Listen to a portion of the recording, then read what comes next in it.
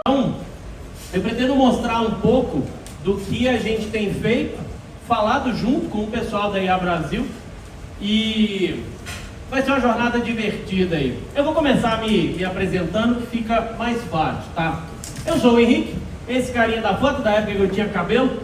A boina que eu fiz implante recente, eu preciso manter escondido para quando aparecer igual o Sansão, ninguém se assustar. A gente descobriu há alguns anos, por eu escrever conteúdo no LinkedIn e falar um pouco sobre o que eu ando fazendo. Tem uma frase que o Alê me disse uma vez, que é um dos fundadores da IA Brasil, que ele falou assim: quando a gente falando de IA, a gente precisa achar quem está fazendo.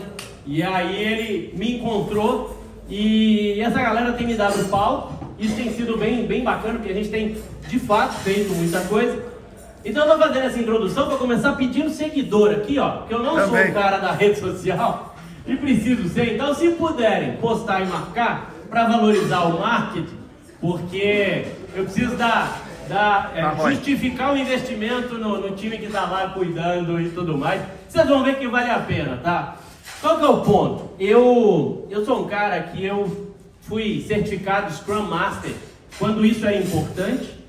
Scrum Master é uma metodologia de gestão de projetos que hoje em dia é carne de vaca, todo mundo conhece, mas eu tirei essa certificação em 2006, fui um dos primeiros do Brasil. Eu fiz a segunda turma, então foi bem legal. Na época eu ainda tinha cabelo até a tecnologia arrancar todo ele. Eu sou cientista de dados, fiz um MBA executivo e tenho especialização de IA no MIT. Por que eu gosto de mostrar essa dualidade? Por quê?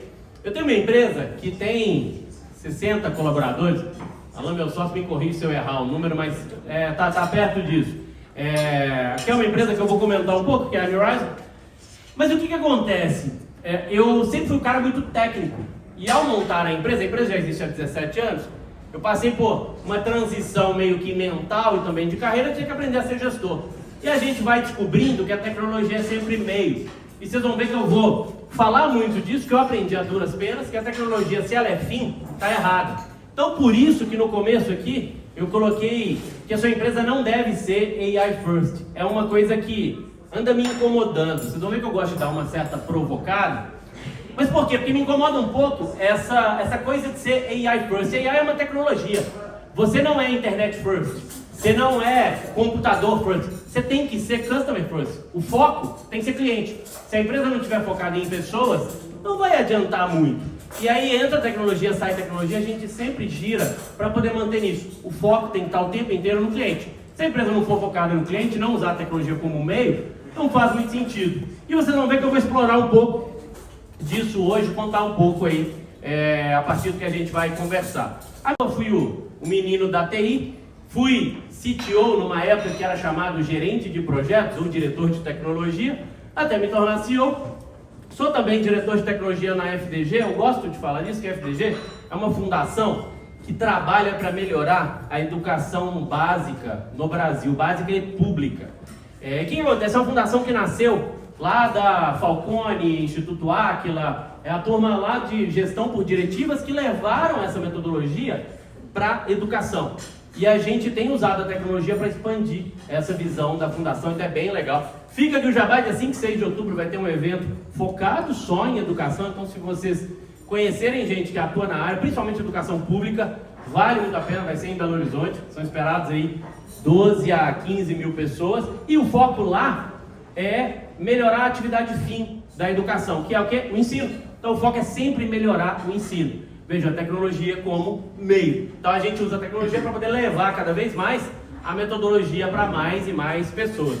Eu sou também advisor de tecnologia na Hiker. A Hiker é um fundo de investimento focado em startups de inteligência artificial. Então eu analiso se a startup tem algum valor sobre a ótica de tecnologia. E o triste é que a maioria esmagadora não tem.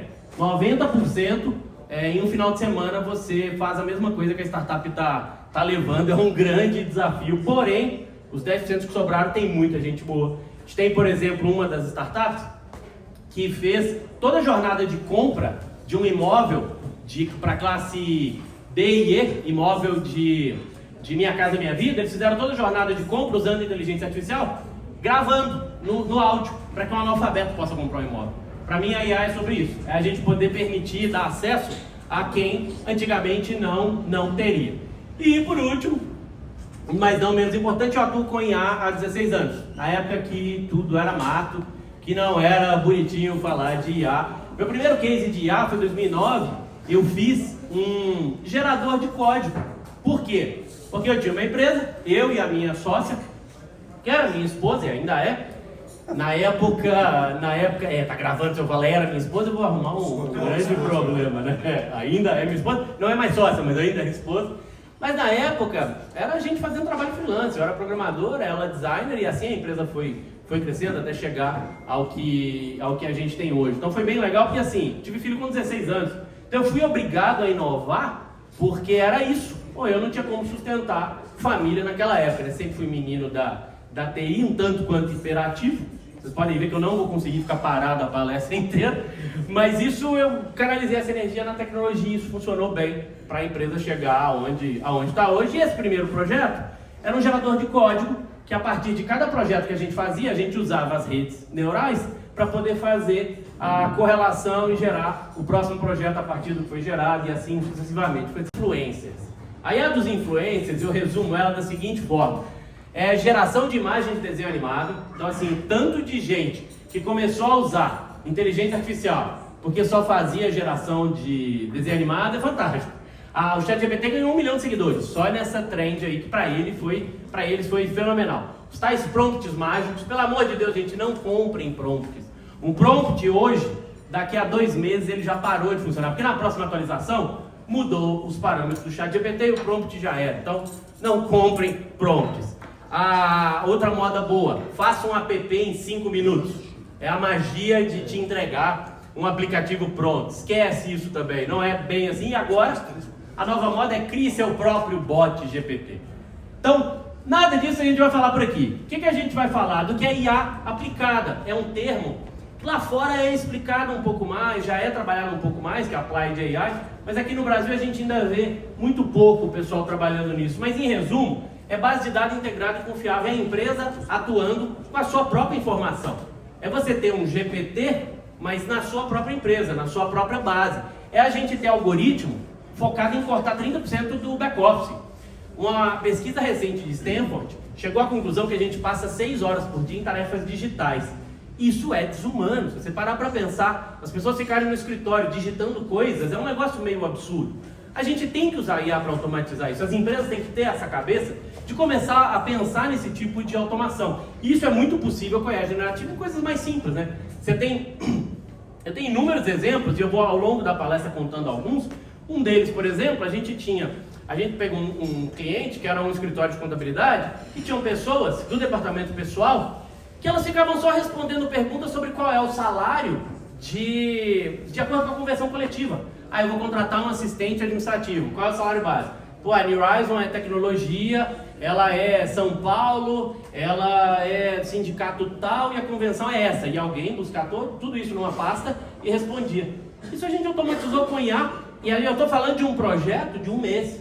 E aí 4 pessoas não fazem mais isso. E elas foram demitidas? É claro que não. Aqui um parênteses. Toda vez que um cliente, eu sócio Alan que é do comercial, às vezes fica doido quando eu falo, não quero esse cliente. Mas toda vez que o cliente chega e fala assim, eu quero o IA para cortar pessoas.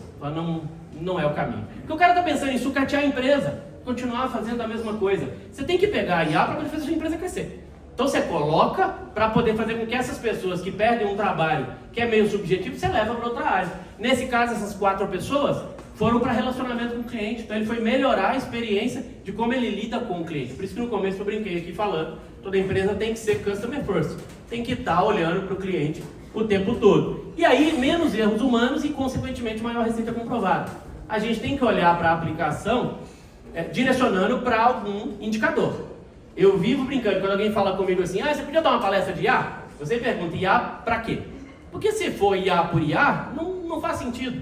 A gente não tem uma palestra de energia elétrica, a gente não tem uma palestra de internet. Então a ideia é que eu pretendo falar de inteligência artificial até a IA deixar de ser assunto. Eu vou ficar muito feliz quando a gente não estiver falando de IA e estiver falando do outro tema do futuro, sabe? Que a IA vire o morango do amor e tantos outros hypes que passam. É que Morango da Mão morreu, né? Seja um hype que ficou. Um exemplo, tá? Blockchain.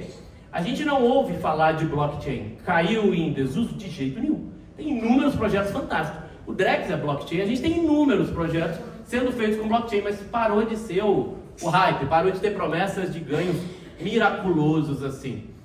Bom, ele faz um estudo na qual a teoria do Gartner é que toda inovação, toda tecnologia nasce de um gatilho de inovação, parte para um pico de expectativas infladas, cai no vale da desilusão, segue para uma rampa de esclarecimento e aí parte para um platô de produtividade. Por que eu gosto de trazer isso? Uma delas está aqui, no tal gatilho de inovação, e ela está como um triângulo, porque o triângulo são tecnologias que estão há mais de 10 anos. Por que ela está com um triângulo? Eu quis destacar, porque hoje agora parece que é moda, que nasceu agora, e a quântica e a tal AGI, e para mim isso não vai dar em nada, é muita conversa de rede social, a AGI é o que eles falam de uma IA capaz de substituir o humano. Não acontece, porém em tarefas específicas sim, e aí vocês vão ver o exemplo que eu mostro, que é onde a gente olha e fala assim, a IA não substitui o humano, mas a IA substitui um posto de trabalho que o humano não deveria ter. Um humano não deveria ficar fazendo conferência de nota fiscal. Sabe, é um negócio que eu tenho certeza que nenhuma criança fala assim, quando eu crescer, eu quero conferir nota fiscal todo santo dia. É aí que a gente tem que colocar a IA, é para tirar esse tipo de trabalho. Bom, a nossa IA generativa está descendo a serra. Por que ela está descendo a serra? Exatamente pelo problema que eu falei ali no começo. A tal IA do influencer, a IA da expectativa inflada. A IA que vai chegar e vai resolver todos os meus problemas. Eu acredito que logo ela já cai na rampa de esclarecimento. E por que eu acredito nisso? Por uma questão muito simples. O veículo autônomo e a base de conhecimento em grafos estão já subindo para a rampa de esclarecimento. E por que elas estão fazendo isso?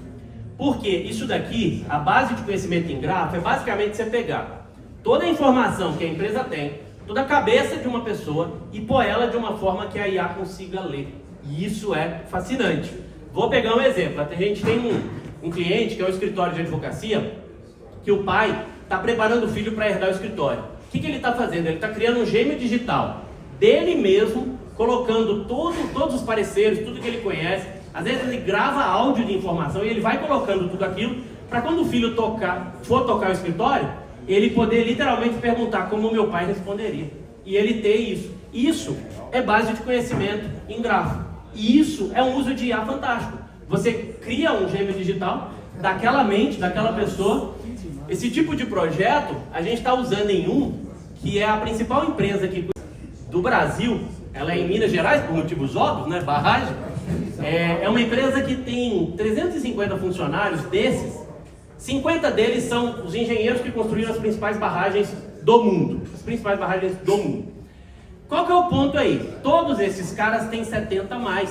Isso é um grande risco. Eu até brinco falando que esse projeto vai salvar o Brasil, porque é um grande risco para o mundo. Esse monte de barragem aí, sem gente que construiu viva. A gente está colocando todas as informações que foi construído, como foi construído, tudo numa IA. Tudo numa base de conhecimento em grafo.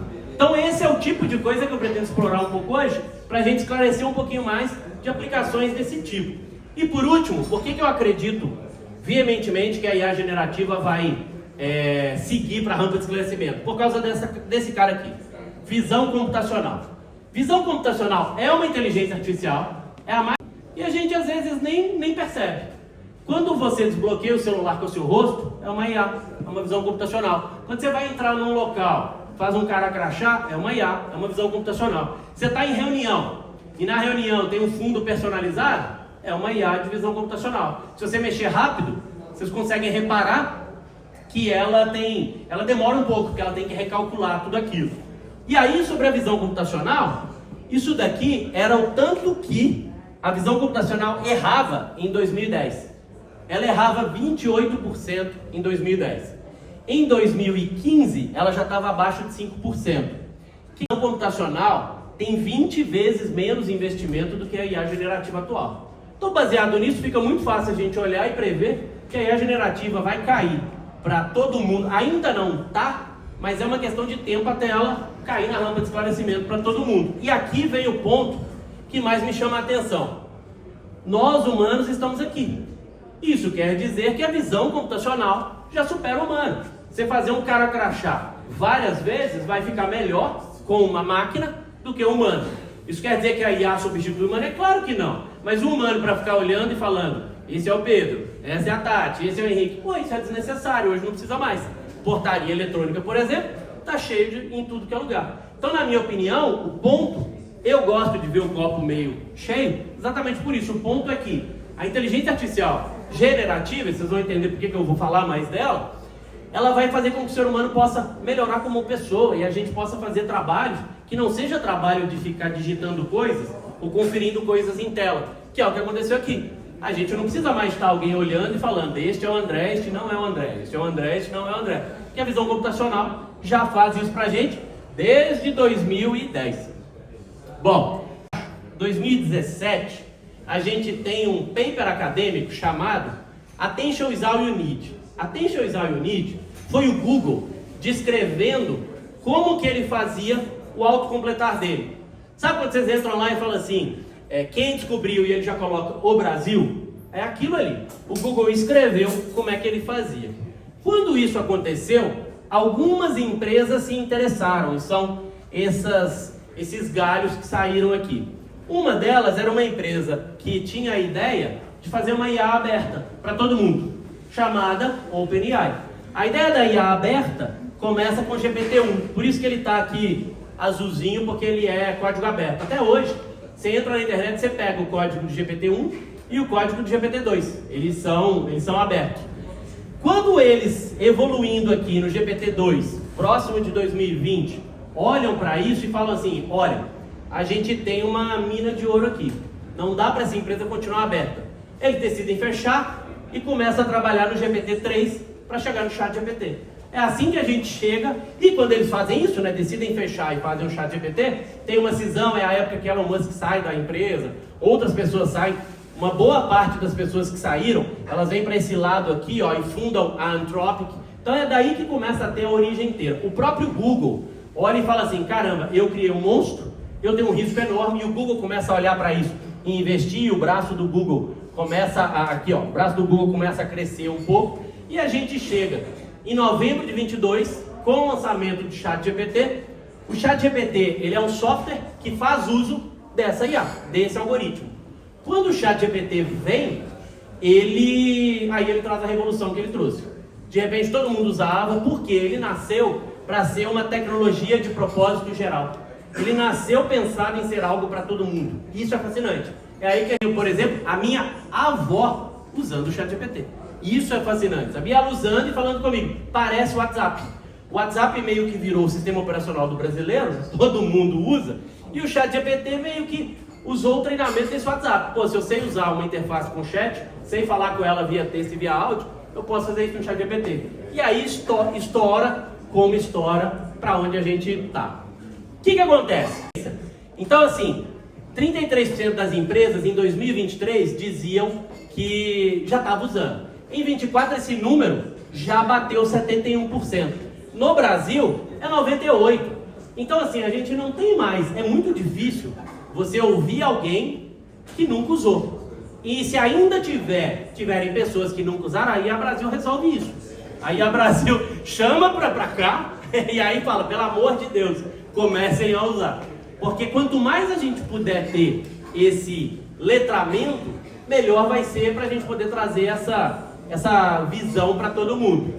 Que é um processo definido, cada um falava com o outro, começava em alguma coisa e terminava em algum resultado. A gente foi evoluindo com a transformação digital e a gente chegou no conceito de automação. Eu acho que boa parte da minha careca veio disso daqui, BPMN. É o tal de to be, as is, vamos mapear processo, vamos olhar. E a gente tem muito disso hoje em dia ainda, que é mapeia processo, automatiza. Porém, a inteligência artificial generativa, que é essa que vem de 2017 para frente, ela nos permite chegar num momento onde a gente cria uma base única de conhecimento e essa base a gente pode replicar para outras coisas. Então, se eu tenho toda a inteligência da empresa numa base, eu posso conectar uma planilha, eu posso conectar um WhatsApp, eu posso conectar o site, o e-mail. Isso muda um pouco a forma de pensar. A gente pode, a partir disso, começar a pensar numa empresa que ela é meio gente trabalhando e meio humano. O MIT tem um conceito que eles chamam de supermind, que é literalmente uma supermente na qual você tem humanos e máquinas trabalhando junto. E é algo que, se você parar para pensar, é bem plausível, porque hoje cada vez mais é isso. A gente usa o Waze para ir para casa. Cada vez mais a gente já está meio humano e meio máquina, né? Bom, que a IA pode aumentar 14% do PIB global até 2030, injetando 15 tri de dólares na economia. Por outro lado, 80% das empresas falam que não tiveram nenhum resultado. Tem um estudo agora que viralizou do MIT, falando que 95% dos projetos de IA generativa não dão certo. E eu te falo que talvez esse número seja ainda maior. Por quê? Todo projeto de tecnologia, todo projeto de errado. Qual que é o ponto? Você não pode errar caro. Se for para errar, então vamos errar gastando 10 mil reais, gastando 50 mil reais. Então, esse que é o ponto. A IA nos permite cometer vários erros e, a partir desses vários erros, eu achar quais são os acertos. E eu acho que esse é uma das grandes vantagens que a gente tem com a IA generativa. Você faz um teste hoje muito barato. Não é tão fácil, ainda não é tão fácil, mas é mais fácil do que antes. E isso nos permite errar mais rápido e aí trabalhar. E por outro ponto, tanto essa pesquisa dos 80%, que é da McKinsey, quanto a pesquisa dos 95% do MIT, eu fui olhar o outro lado. Eu fui olhar os 20% que deram certo aqui e os 5% que deram certo lá. E aí tem um ponto certo, é o de back-office. É esse tipo de trabalho do dia a dia, esse tipo de trabalho que não deveria existir. A pessoa não deveria, por exemplo, ficar todo dia lendo um e-mail. Vou pegar um outro exemplo que a gente fez recentemente. Uma empresa, ela cuida da internet, então ela bloqueia e libera, ela é uma das telecoms, bloqueia e libera determinados sites. O que aconteceu com essa empresa? Vira e mexe, ela recebia uma intimação judicial falando: bloqueia o site www.sitefake.com.br. Ela ia lá e bloqueava. E isso sempre acontecia e tinha uma pessoa que o trabalho dessa pessoa era ficar lendo o e-mail, olhando o parecer judicial, achando qual era a URL do site, entrando lá no sistema, abrindo o chamado na TI e mandando bloquear. Quando as bets começaram a surgir no Brasil, um problema aconteceu. Chegavam 2, 3 bloqueios desses na semana. Com as bets passaram a chegar a 100 no dia. Foi um negócio absurdo. E quando vem um tipo de cenário desse, é 24, 48 horas para bloquear, senão é multa atrás de multa. E aí, pensa que eles aumentaram o time de pessoas que ficavam todo dia lendo o e-mail, lendo um parecer judicial, e era advogado júnior, lendo um parecer judicial, abrindo o chamado na TI dizendo que tem que bloquear. Uma IA simples resolveu isso. Um trabalho de 2 semanas resolveu isso. Ela lê o e-mail, verifica o que é, já abre o chamado na TI, porque a TI não quer automação, e aí a burocracia brasileira, né? Então alguém na TI vai olhar e falar: essa mesmo tem que bloquear, e bloqueia. Mas é o tipo de coisa que vai dar certo. Por quê? Porque para fazer isso é muito simples. Então cada vez mais a gente poder diminuir o desafio, vai ficar melhor para a IA. Então todas as revoluções, vai resolver todos os problemas da minha vida. Esquece.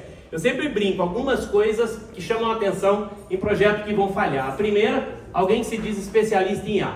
Usou o termo especialista em IA, fuja, é charlatão. É certeza absoluta. Quem eu conheço, que é bom de verdade, não usa o termo do especialista. É a curva de Dunning-Kruger, né? Não sei se vocês já viram, mas é parecida com o Hype Cycle do Gartner, mas é o seguinte: quem está começando no tema se acha supra-sumo. Quem conhece um pouquinho mais entende que não sabe nada. E quem conhece de verdade fala: talvez eu conheça alguma coisa. Então assim, o tanto de gente que eu conheço, que aí eu vejo principalmente no Instagram, bombando. E aí eu vou ver no LinkedIn, a pessoa era, sei lá, vendedor de alguma coisa e aí virou especialista em IA em 2023 e agora vende isso. Então esse é o primeiro ponto. O segundo é achada, é o que mais cria. Por quê? A IA geral não existe. Existe IA em contexto. Então quanto mais específico for o problema, mais a IA vai ser assertiva. Então é para resolver este problema. Este caso que eu citei, É uma empresa que a gente começou só lendo o e-mail e enviando o que bloquear. E agora a gente já está fazendo outro cenário lá, e depois outro, e é assim que você vai passo a passo, né? A esmagadora das empresas tem infraestrutura inadequada. E não dá para culpar, as pessoas estão ocupadas com o dia a dia. E aí começaram agora a entender a nuvem. Ah, então esse tal de nuvem é bom. E aí a gente já está falando de evoluir a nuvem para uma IA, e aí agora já tem até o papo de voltar a fazer dentro de casa de novo, mas a maioria não tem uma boa infraestrutura. O segundo, os dados são desestruturados. E aí a pessoa pode falar assim, não, mas eu tenho RP. Tem. Quando a gente entra e vai olhar o dia a dia, a gente sempre vê uma pessoa que tem uma planilhinha que ninguém sabia. Não, mas todo dia eu tenho essa planilha que eu confiro aqui, e aí eu olho o meu dia a dia. O SAP, cada vez mais, virou um sistema de apoio a planilhas. A pessoa usa o SAP para exportar para uma planilha, trabalha na planilha, e essa informação da planilha ela não usa em lugar nenhum.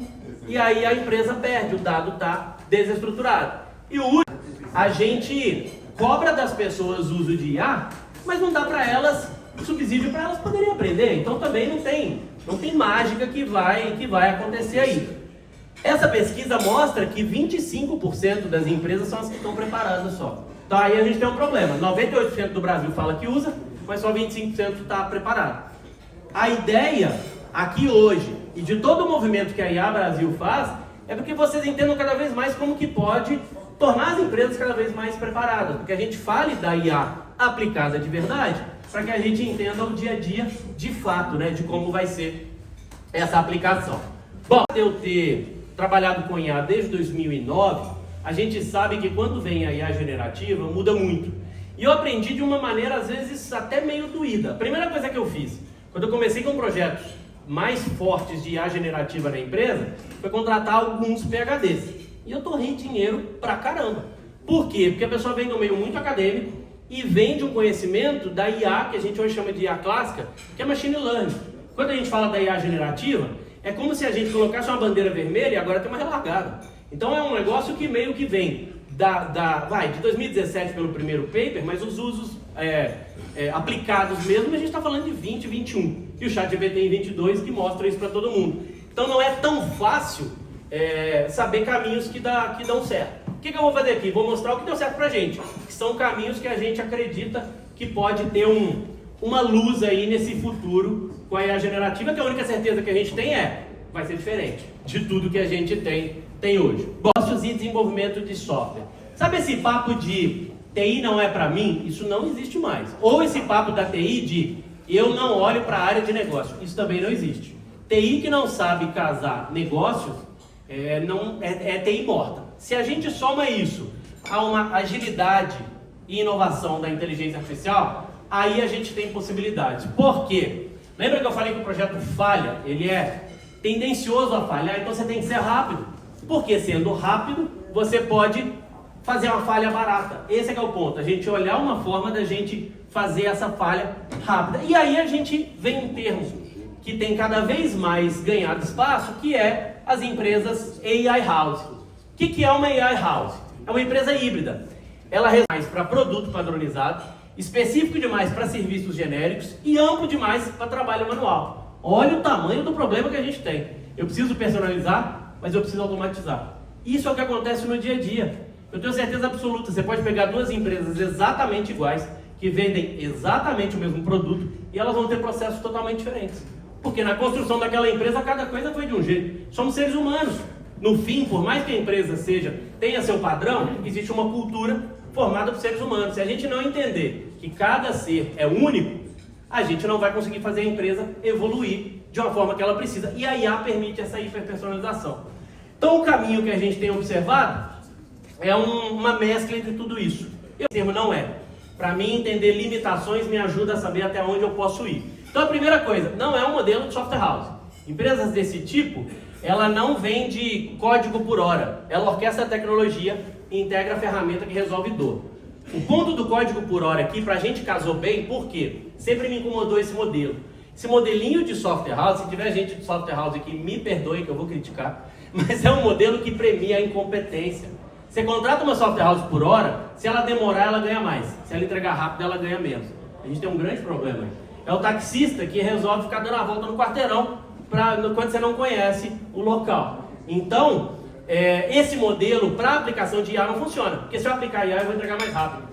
Se eu aplicar alguma IA, por exemplo, de copiloto para eu desenvolver o produto, eu vou aplicar mais rápido. E aí, se eu ganho por hora, isso é um problema.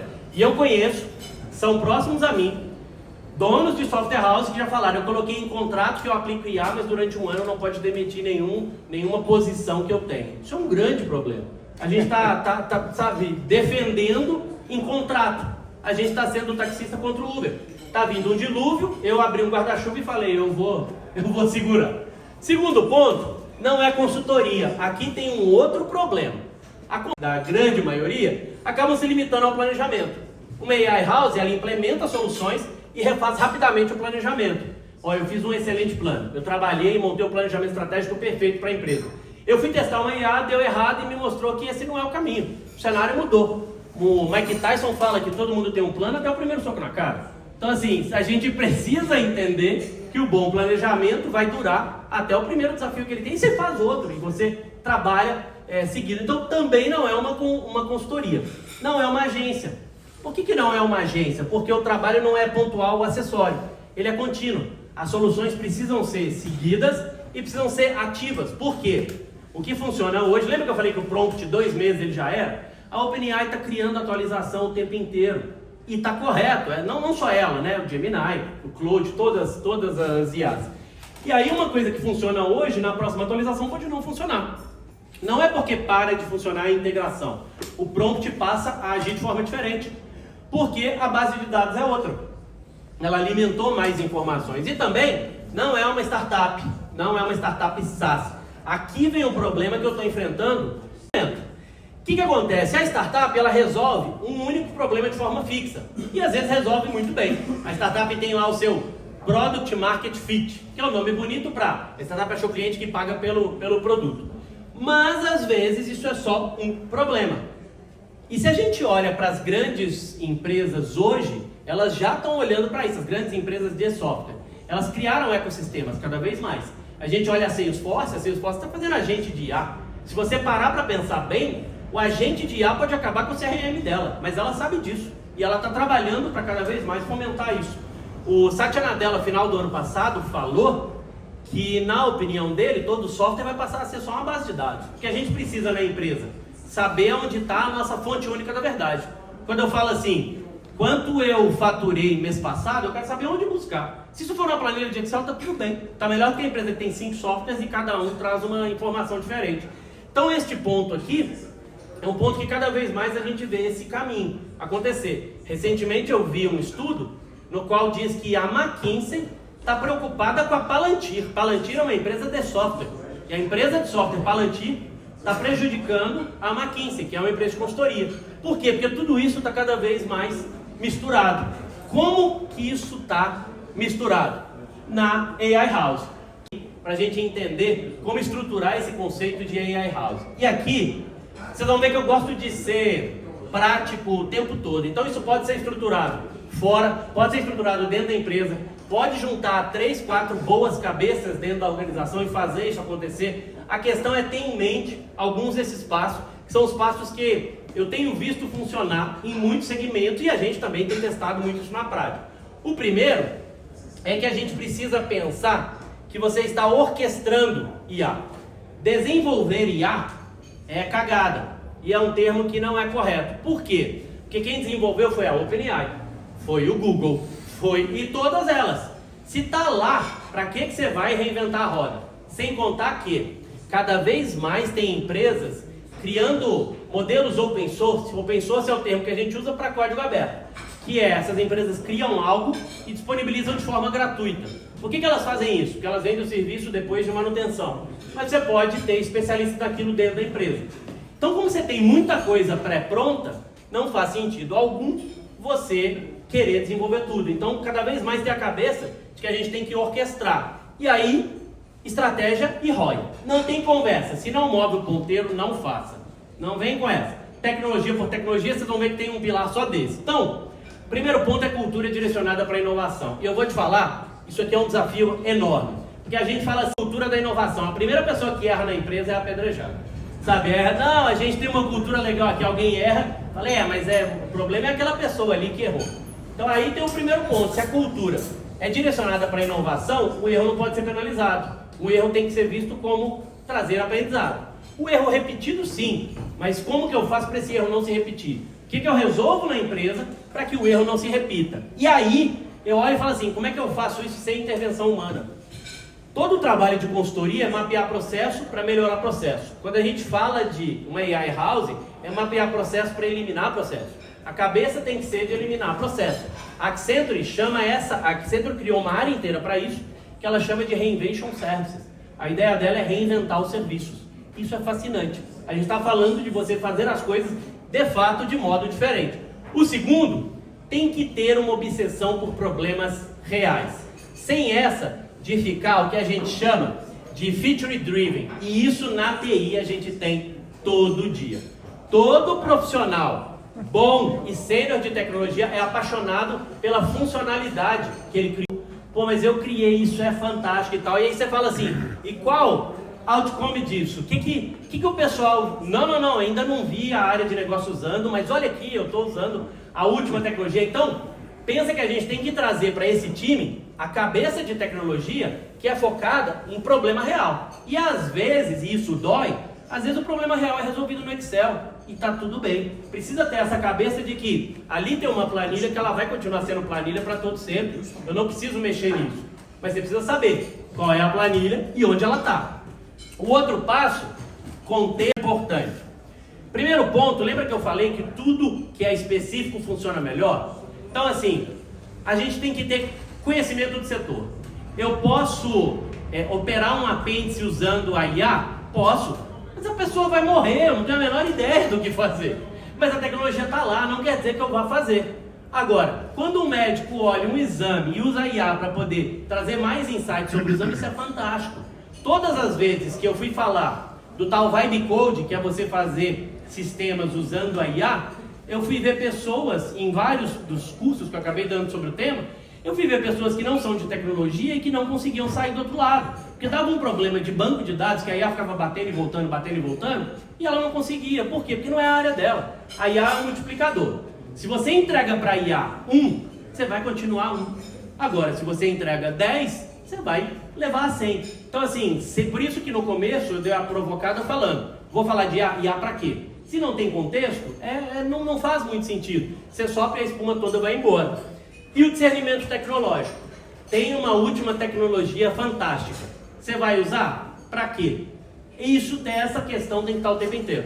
Toda vez que eu vou falar para conselho, e muitas das vezes o CTO está no conselho, eu sempre faço essa provocação.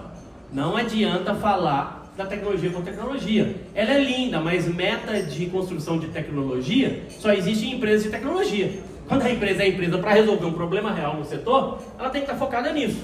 Então a tecnologia o tempo inteiro tem que estar associada a alguma métrica de indicador, algum KPI. Na maioria das vezes financeiro, né? Time multidisciplinar. O papo de IA só para tecnologia. A inteligência artificial, hoje, eu gosto muito de quem classifica ela, e vários autores andam fazendo isso, classificam ela como ciência, e essa é a abordagem que eu acredito. Por quê? Inteligência artificial não é ferramenta e não é tecnologia. Ela é uma ciência que contém tecnologia e tem inúmeras ferramentas. Por que eu gosto dessa visão? Porque dentro da IA, quando você fala assim, o que você precisa saber para usar bem IA?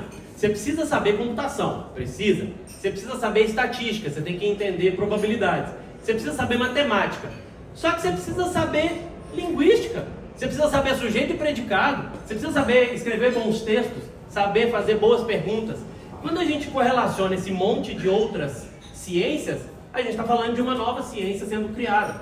Se a gente olha na história, eu, por exemplo, eu cheguei a ter veterano, mas os meus veteranos não existiam. Ciência da computação não existia, era engenharia elétrica. Os grandes dinossauros da computação não fizeram ciência da computação, fizeram engenharia elétrica. Por quê? Porque a ciência da computação não existia. Para mim, a inteligência artificial vai cada vez mais seguindo essa linha. E a turma aqui da UFG, do CEA, os caras já viram isso, eles já criaram um curso superior de inteligência artificial. Para mim é uma tendência cada vez mais.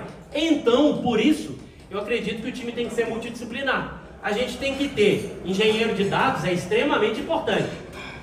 A maioria dos problemas, eu estava conversando com o Gabriel um pouquinho antes, eu estava falando o sonho do cientista de dados é trabalhar com algoritmos, machine learning, aquele monte de tela preta e tudo rodando. A prática, ele está olhando onde está o CPF, na outra planilha do Excel, ajustando o CSV. O dia a dia do engenheiro de dados é extremamente importante aqui. O designer é fenomenal. Quando a gente fala do que a gente chama de UX designer, ele é fenomenal. Por quê? A experiência do usuário hoje não é mais uma interface, é uma experiência conversacional. Como que você desenha a experiência pensando? Essa pessoa não pode se perder no fluxo. Vou citar um exemplo. Esse de atendimento que a gente fez, a gente estabeleceu um número de que a gente percebe se a pessoa está muito nervosa ou não. Aí ela classifica um número, se ela está muito nervosa, essa pergunta é muito fora do padrão. E se esse número for acima de 7, aciona um humano. Aí você entende que isso é uma experiência do usuário. Para que a pessoa não bata quem já tentou cancelar um telecom sabe, não bata num chat e fica ali a vida inteira e não saia dali. Então você ter esse tipo de pensamento é um profissional específico da experiência do usuário, que vai ser um profissional para fazer isso. A galera de produtos, Product Managers, cada vez mais são extremamente relevantes, ou seja, cada função é extremamente essencial. Se você não tem um time multidisciplinar, você não consegue implantar IA de verdade. Normalmente, aconteceu em um cliente que eu falei assim, um cliente grande, tá, empresa listada, e eu falei assim, por que a gente não entra pela área de Open Innovation? Ele falou assim, porque senão ninguém vai usar. Ninguém vai dar atenção, porque aí vai ficar um projeto da área de Open Innovation. Vamos entrar com uma operação que a gente chama todo mundo. Isso é terrível dentro da cultura das empresas. Então, cada vez mais, se vocês conseguirem sair daqui minimamente com essa visão de que tem que ter pessoas de todas as áreas, principalmente pessoas que não sabem IA, porque elas vão falar assim, olha, mas eu faço isso, eu entro aqui, eu pergunto isso, e aí você consegue mapear o que é o processo de verdade, né? O que mais que eu gosto de colocar aqui? Com tecnologia sem saber o problema. Temos um médico aqui, você não dá um remédio sem fazer uma boa anamnese. Se fez, a cagada é na certa. Com a IA é a mesma coisa, se a gente não fizer um diagnóstico, você não tem resultado. Então a primeira entrega de qualquer projeto de IA precisa ser clareza, nunca código. Se a primeira entrega de todo projeto de IA for clareza, aí a gente tem chance de ter um bom projeto. A gente tem chance de sair dos 80% de falha. Por quê? Porque eu estou entregando o que eu vou fazer de fato. E aí eu começo a fazer. O segundo ponto, você tem que ter componente pronto. Lembram que a falha vai acontecer. Então ela tem que ser barata. Como é que ela é barata? Eu tenho que reaproveitar. Vamos pensar. Integração com OpenAI. Isso tem que estar pronto. E aí cada vez mais a gente tem ferramentas low code, que são ferramentas que envolvem pouco código, que a gente permite que você possa usar de forma gratuita e aberta inúmeras APIs. Vou pegar um exemplo. Eu vou fazer uma solução bancária e vou construir um motor de crédito, porque eu acho um bom e integro ele via API. Lembra que eu falei que é uma evolução, a construção dos microserviços e a gente poder oferecer serviço em formato tecnológico? Isso já está aí, já está disponível. Então, se eu vou pensar no projeto de IA, eu penso em como eu posso pegar alguma coisa pronta no mercado e orquestrar. Por isso que eu gosto de repetir muito aqui o tempo de orquestração. Normalmente, 80% do que precisa ser feito está pronto. Pareto acerta em cheio nisso daqui. Toda vez a gente olha e eu tenho, sei lá, o cliente tem uma base. Então vamos pensar em como a gente integra com ela, ao invés de desenvolver um novo CRM. Cada vez mais essa coisa de novos sistemas está morrendo. Por quê? Porque eu preciso usar o que eu já tenho. Outro ponto extremamente importante. O sistema tem que ser vivo. Quando eu comecei minha carreira, eu li um livro. Esse livro é de 99, eu comecei minha carreira em 2002. O livro se chama O Programador Pragmático. A galera de publicidade vive zoando falando, isso é só um dev para dar nome desse livro. Mas dos caras que criaram o método ágil, tem alguns dos grandes homens da tecnologia ali. E esse livro, ele comparava um software a um jardim e não uma construção civil. Por que um jardim? Deixa um jardim 3 meses sem manutenção e ele morre. Ele vai ter erva daninha, você não vai regar. Então, se você pensar que todo o sistema é vivo, com a IA, ele precisa ser ainda mais vivo. Então, o que você tem que fazer? Incorporar feedback e novos dados. Quando estiver elaborando um projeto de IA, pensa em como é que eu melhoro ele, antes de elaborar. No planejamento, se você pensar como melhora, aí sim, você tem possibilidade dele funcionar bem. Por quê? Se ele estiver errado, na primeira versão, na segunda ele já resolve esse erro. Por isso que todo bom projeto de IA você tem o joinha e o não gostei. Tem pessoas lá que vão olhar e entender por que essa pessoa não gostou. E aí vai entender o fluxo e saber até onde a coisa funcionou e até onde não funcionou. Isso em projetos que tem interação com pessoas. Tem muito projeto de IA hoje que você nem sabe. Uber é cheio de IA, mas você nem sabe que a IA está acontecendo ali. Cada vez mais a gente tem visto isso, né? E por último, pós-venda tem que estar integrado. Olha, se a gente precisa entender os dados do negócio em si, os dados do problema que a gente tem que resolver, então você já faz isso na pré-venda pensando na pós-venda. Se você conseguir integrar esses dois cenários, a chance do seu projeto de inteligência artificial funcionar é muito grande. Por quê? Tem muito projeto que é inviável. E é aqui que você diz que não é antes de vender ou antes de fazer, e aí você ganha a possibilidade de fazer depois de novo, de levar para outros cenários. Então, todo dia eu ouço um projeto mirabolante de IA. É assim, é todo dia, todo dia. E às vezes o projeto é até possível, mas o custo é um problema. Primeiro, a gente paga tudo que a gente for usar de IA em dólar. Então a gente já tem a variação cambial aí, que já dá 5, você já sai perdendo na divisão por 5 aí.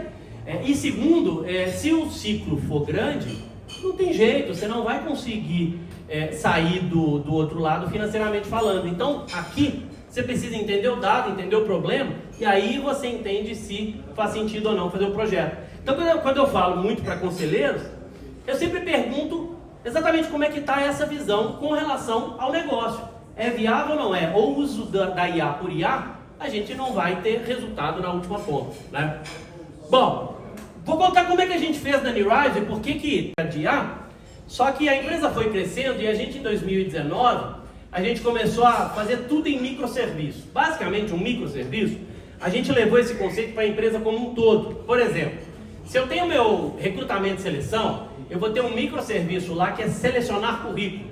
Eu vou ter um outro microserviço que é fazer um fit cultural. E assim a gente começou a levar esse conceito que é técnico. Microserviço na tecnologia é uma forma de integração entre sistemas, ou um sistema que ele tem inúmeras etapas segregadas, mas a gente levou para a empresa como um todo. Por quê? Porque isso nos obrigou a criar uma área de engenharia de plataforma. Basicamente, eu criei uma área que ela é transversal e ela fornece insumos para o pessoal continuar desenvolvendo. Tanto desenvolvendo novas soluções, quanto pegando o que tem pronto e homologando. Então assim, todo santo dia eu mando uma ferramenta para o meu CTO. Fala assim, testa isso daí. Ele esses dias me mostrou uma coluna que ele tem num Trello que ele fez. Só para isso ele falou assim, Henrique, segura. E me mostrou um monte. Mas por quê? Porque ele vai testando e homologando. Isso é bom, isso não é? Isso aqui tem potencial, isso não tem? E a gente levou isso para a empresa inteira. Quando a gente faz isso, a gente percebeu que essas homologações podiam ser vendidas. Então a gente criou, aí o marketing chamou de hangar, né? NeurISE, hangar, a galera, adora a galera criativa. Mas aí a gente começou a chamar isso de acelerador e vender, poder ofertar. E aí a gente teve que criar uma área que a gente chama de observabilidade, que fica ali monitorando se isso funciona, se não funciona, se parou. Às vezes uma boa ferramenta hoje, 6 meses para frente, ela não serve para mais nada. Então isso é muito comum no dia a dia. E aí, janeiro de 23, a gente fez o nosso primeiro projeto de IA generativa funcional mesmo. O que aconteceu aqui? A gente tem um programa de treinamento que eu adoro e me orgulho bastante, se chama Orion Bootcamp. O que a gente faz nesse programa? A gente pega pessoas interessadas em migrar para a tecnologia ou interessadas em iniciar a carreira e treina de graça. A gente escolhe as 50 pessoas que mais se identificam numa série de questões que a gente estabelece num processo seletivo, e dessas 50 que a gente treina, as 10 melhores a gente contrata. Todo ano foi assim, às vezes 5 melhores, assim, garantidos são 5, mas está sempre passando, porque às vezes eu tenho gente que fala comigo, pô, me manda um aí, você tá com um cara bom, então aí a gente faz isso. Como é que é esse programa de treinamento? A pessoa tem entrega semana a semana. E aí ela é eliminada se não entregou. Porque, pô, é de graça, ela está tirando o lugar de alguém se ela não entregar.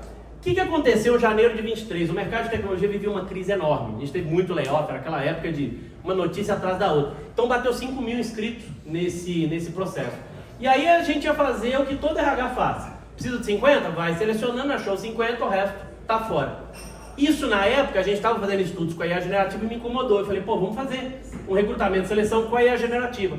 Foi nosso primeiro grande projeto. A gente estabeleceu o que o RH olha para poder selecionar. Então, por exemplo, a pessoa pula demais de emprego em emprego, corta. a pessoa não foi promovida em lugar nenhum, ela só foi promovida trocando de emprego. Dá uma nota um pouco menor, e a gente foi dando números para quesitos qualitativos, fomos tornando quesitos qualitativos em quantitativos. Só que o que acontece? A gente não ia criar aqui um novo software, e porque a gente tinha tentado implantar, tá gravando, eu não vou falar o nome de uns 3 softwares de recrutamento e seleção que não funcionaram lá pra gente. Mas por quê? 5.000 pessoas, muito desse software cobra por pessoa, e aí é um grande problema pra gente, como era algo que a gente investia, né? Aí o que o RH fazia? Ele selecionava os currículos e jogava numa planilha. E aí dessa planilha eles faziam a seleção. A gente, beleza, colocamos a IA para quando o currículo batesse na pasta do Google Drive, jogasse na planilha já com o critério, a nota e o porquê da nota. Selecionou 5.000 currículos. A gente olhou para isso e falou assim, essa tal dessa IA generativa é fascinante. Mas veja, por causa de um problema real. E aí a gente começou a fazer projeto de verdade. Julho de 23 a gente fez o primeiro para cliente, foi construção automática de contrato. Contrato de advocacia consultiva, ele é cheio de premissas e é extremamente complexo. Mas essas premissas se repetem a partir de uma negociação. Então, foi o primeiro grande caso, julho de 23. Aí a gente fez uma em 24, especialista em banco de dados. A gente entendeu que banco de dados é um grande problema para a IA funcionar. Então a gente montou uma que entra no banco e avalia e fala assim, ó, seu banco dá para usar IA, o seu não dá, mas você precisa arrumar isso, isso e isso. E aí a gente chegou em 25 que a gente começou a se posicionar como AI House, seguindo essa linha que eu mostrei aqui pra galera. Então é aí que a gente chega aqui, que é esse ponto que não é uma software house, mas também é, não é consultoria, mas também é, não é inteligência artificial, mas também é, que é o caminho que eu acredito que qualquer projeto de IA que vocês forem implantar, precisa pensar nisso. Vocês precisam ter construção personalizada e a abordagem estratégica junta, né? O que é um ponto aqui que eu gosto de trazer? Isso daqui é um projeto real de questão de detalhes aqui e não trazer nada prático. Então isso aqui é um projeto de verdade, um escritório de advocacia, que é um jurídico com grande volume de processo. O que a gente fez aqui? A gente usou uma metodologia conhecida, que é o Lean Canvas, com a metodologia nossa, que é a Northstar-Go. A Northstar-Go, o que a gente faz? Entende motivação, entende plano de execução, medição e continuidade. Por quê? Eu preciso saber a motivação. Se a motivação for, vou usar IA porque meu concorrente usa, já é uma motivação fraca, o projeto não vai parar de pé. A medição, como é que eu meço? Vou pegar o caso de contrato. Cada pessoa gasta 5 horas, precisa gastar 1 hora. Essa é a medição. Então isso tem que estar estabelecido. Como é que eu vou executar? Eu vou conectar no ChatGPT, eu vou usar, então qual que é o custo? Aqui você entende se o negócio vai parar de pé financeiramente falando. E o plano de continuidade. É muito comum a gente pensar em projetos de tecnologia sem pensar em como ele vai continuar depois. E aí o projeto morre. Então, tá bom, então beleza. O que eu preciso de manutenção? Precisa de uma equipe de 5 engenheiros. Espera aí, esse projeto financeiramente falando vai parar de pé? Não, não vai. Então não faz. Então muda alguma coisa para o plano de continuidade se manter de pé. E aí a gente usa o Lean Canvas para entender qual que é o público, quanto ele vai custar, quais são as métricas-chave. Então todo esse planejamento culminou num projeto que é basicamente isso daqui. É um projeto que ele busca a poder criar o contrato e ele ainda... Aí o que acontece? Ele foi evoluindo para outras coisas. Que aí o escritório começa a falar assim, eu não quero só que ele me ajude, eu quero que ele faça monitoramento de processo, eu quero receber aviso, eu quero entender quem está fazendo o quê. E aí começa a ter mais evoluções. Aí sim vira um projeto de tecnologia, mas que nasceu só de busca de base de dados a partir de um monte de PDF que esse escritório tinha. Aí ele olhou e falou assim, se eu estou usando essa IA para falar com PDF, eu podia usar essa IA para falar com o meu ERP. Aí a gente fez o segundo, que a gente plugou no RP dele, e diferente dessa IA que fala com o PDF, essa aqui fala diretamente com os dados do próprio RP. Então ele entra lá e fala assim, quero saber um comparativo, aqui eu estou vendo que eu gravei o print de R$1, mas enfim, quero saber um comparativo entre 2 empresas do fundo de investimento. Ele mostra, aí você pede para ele, faz uma análise da receita dessas 2 empresas. Aí traz uma análise, o que a gente fez aqui? A gente usou um cara que eu gosto muito, que é o Damon Daran. Então o que eu fiz? Eu trouxe algumas visões do Damon Daran e falei, eu quero que toda análise que for pedida financeira seja conforme o Damon Daran. Então o cara consegue ter o Damon Daran analisando o dashboard dele. Esse é o ponto seguinte desse fluxo que eu comentei de a gente fazer a IA aplicada de verdade num conceito real, né? Para empresas que iam construir alguma tecnologia, como 2 caminhos. Ou ela fazia um software as a service, então eu vendo plataforma, eu vendo meu serviço. Ou ela é extremamente consultiva, eu vendo professional service. Então eu tenho aqui inúmeros profissionais bons e é um time muito legal e assim vai. A IA, na minha opinião, criou um novo caminho. Hoje em dia você pode entregar a hiperpersonalização de um serviço extremamente consultivo como uma plataforma. Cada vez mais cresce esse caminho de service as a software. Eu posso ter toda a minha história direcionada como um serviço, mas que eu tenho um software por trás. Então é um caminho que a gente observa que está sendo cada vez mais interessante. Eu tenho uma entrega que ela é pessoas com plataforma, mas ela é extremamente escalável, porque eu acho este caminho do meio aqui. Aqui tem um ponto, isso aqui a gente precisa pensar. Isso aqui é a percepção positiva da inteligência artificial, é um estudo da Universidade de Toronto e ele é desse ano, é bem recente. Vejam que a Índia domina, mas o Brasil vem em terceiro. E é Índia, Quênia, Brasil. A gente vai olhando, você tem o Paquistão, a gente vai observando que quem está lá embaixo é França, é Austrália, é Canadá. O que isso me chamou a atenção? Existe um gap muito grande. Os países emergentes confiam muito mais do que os países desenvolvidos. Isso, na minha opinião, é um grande risco. A gente fazer o trabalho como AI Brasil e trazer letramento é extremamente importante. Por quê? Sabe aquela coisa do passado que, olha, você não pode confiar em tudo que está na internet? A inteligência artificial foi treinada com a internet. Então, é muito comum e muito assustador. Quando eu vou falar para a educação, eu reforço muito isso com os educadores. Por quê? Porque as pessoas estão esquecendo o pensamento crítico. Estão esquecendo de olhar e falar assim, peraí, de onde saiu essa informação? E experimentem questionar a IA. Ela pode estar certa, pode ter certeza que dependendo do questionamento, ela muda de opinião e traz outro dado. Então é muito importante o tempo inteiro olhar de onde vem. E aqui vê claramente o quanto os países emergentes têm uma confiança muito maior do que os países desenvolvidos. Quando eu peguei o Brasil contra algumas das potências, né, China, Alemanha e Estados Unidos, e é um tanto quanto assustador. A gente precisa trazer um pouco de pensamento crítico para a galera, que usar IA é bom, mas confiar nela não, cegamente não. Você precisa saber fazer esse corte. Basta a gente olhar rede social e a maioria dos e-mails que andam rodando por aí, que a gente vê o tanto de conteúdo gerado por IA sem nenhuma criticidade. Esse é um grande problema e um grande alerta que eu gosto de fazer para a gente levar para as empresas. Usem. Na NewRise a gente coloca como bônus. Sabe, se a pessoa não usa e a gente está medindo e não tem, a gente corta no bônus dela, porque tem que usar. Porém, use de forma crítica, use de forma criteriosa. Bom, para a gente iniciar de trazer, primeiro, que a IA tem que ser extensão natural do trabalho. Quem ainda não usa, experimenta. Abre uma aba do ChatGPT, vai trabalhando e deixa lá. E às vezes você vai jogando para tudo, daí a pouco você já está entendendo a diferença do ChatGPT para o Gemini, para o Claude, já vai vendo que funciona em um, que não funciona no outro. Às vezes testa em 2, 3, tem que ser extensão natural do trabalho. Não é só de vez em quando. Pensou em fazer algo? Considera usar a IA para poder ajudar. Nas empresas, eu recomendo fortemente que seja diferencial nas contratações e avaliação de desempenho. Eu falei que aí a gente faz de fato. A gente tem ferramentas que a gente contratou de IA para o pessoal usar e que nos dão relatório de quem está usando. E aí a gente sempre mede isso com produtividade e consegue olhar. Cara, você está usando, mas sua produtividade não melhorou. Aí é um problema. Você está usando, a produtividade melhorou, mas você ainda está trabalhando a mesma quantidade de horas. Então a gente vai sempre monitorando isso. Cada função tem que ter iniciativa específica de transformação. Todo santo dia a liderança conversa com os liderados e debate sobre o que pode automatizar, o que pode transformar, o que você faz que é repetitivo. A pessoa tem que ter comichão por fazer trabalho repetido. Sabe, se todo dia ela faz a mesma coisa, ela tem que se incomodar. Lembra do livro que eu falei, O Programador Pragmático? Ele tinha um conceito chamado Don't Repeat Yourself. Eu levei isso para a vida. Cara, se eu estou fazendo algo repetido, tem um grande problema. Porque eu não posso ficar todo dia fazendo a mesma coisa e gastando um tempo que a máquina podia estar fazendo, né? O ponto importante é não dá para cobrar sem apoiar. A gente tem um problema, é difícil achar hoje um bom curso de IA. Todo mundo me pergunta, que curso de IA que eu recomendo?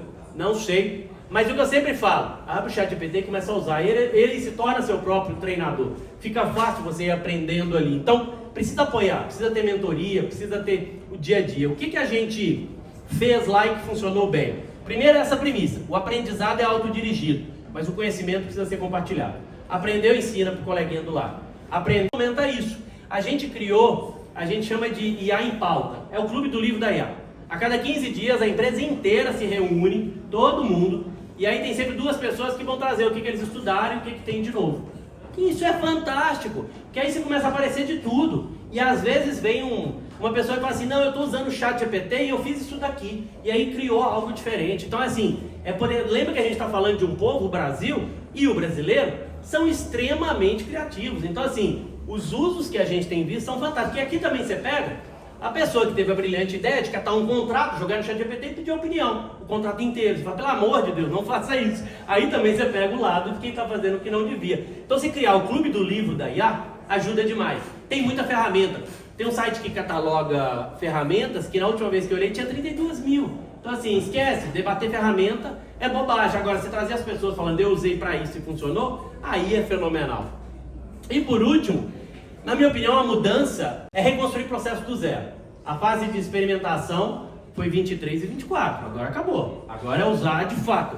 Agora é encher estádio cada vez mais, porque não tem mais essa de tô olhando, vendo o gerúndio aqui, não cabe mais. Para fechar, toda a palestra, porque para mim esse vídeo é o principal case de IA que eu já vi e ele é o case mais simples. Então eu usei uma frase do próprio ChatGPT, de que a IA não substitui o humano, mas que ela potencializa o que temos. Eu quero que vocês vejam este vídeo que vale muito a pena. Deixa eu ver se o play vai rodar. Vai. Tá pronta para ver você como professora?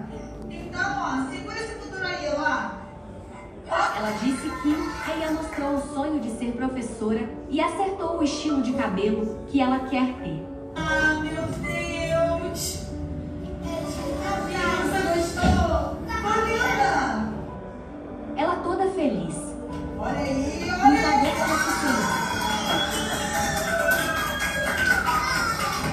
Olha a pose, ele leva gin. Olha! Artista pintor, ele está incrédulo. Nossa futura dentista. Olha, que linda! Cientista! Cientista! Ele ficou encantado, se imaginando no futuro. Que coisa linda a alegria dos colegas por ele. Pô, gente, isso aqui é espetacular. Porque assim, eu já vi esse vídeo várias vezes e em todas me dá uma bela de uma engasgada. Porque é uma professora no Rio de Janeiro que teve essa ideia de conversar com as crianças, perguntar o que elas queriam ser quando crescer e usou o GPT.